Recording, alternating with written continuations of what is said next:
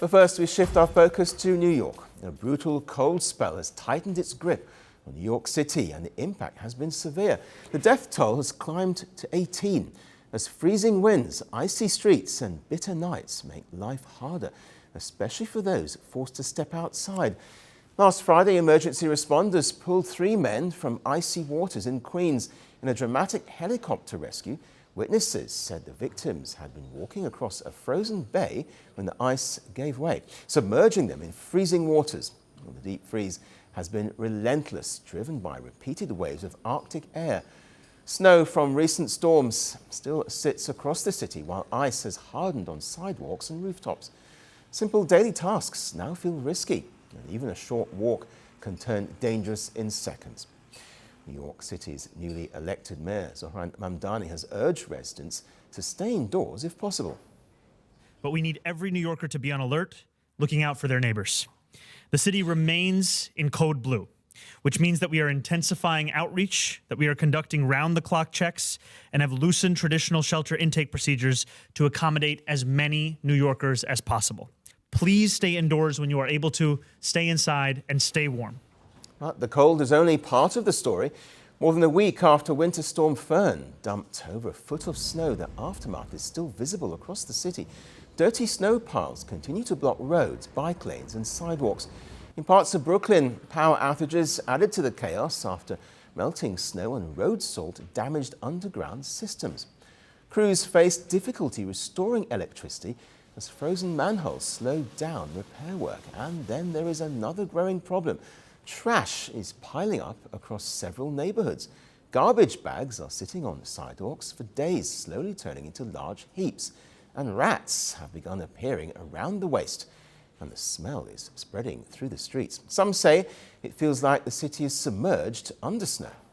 The snow, I think it's like obnoxious because there's too much and we can't get out of the house unless we have to shovel or like do anything.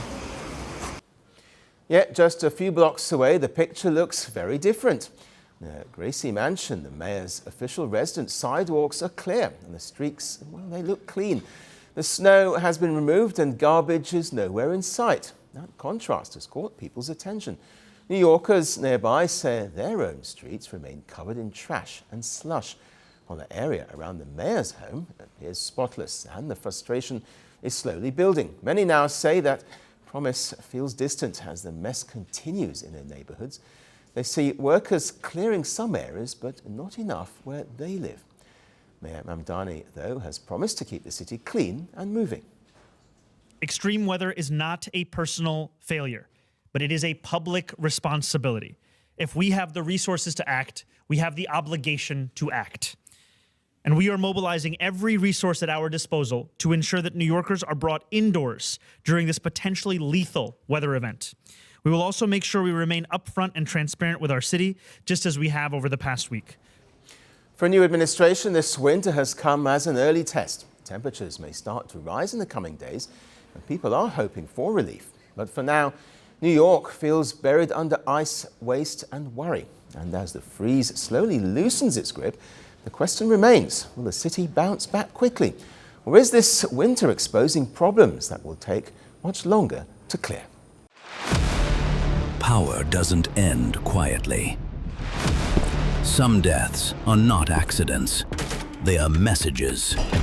A gunshot. A crowd. A country frozen. The killer disappears.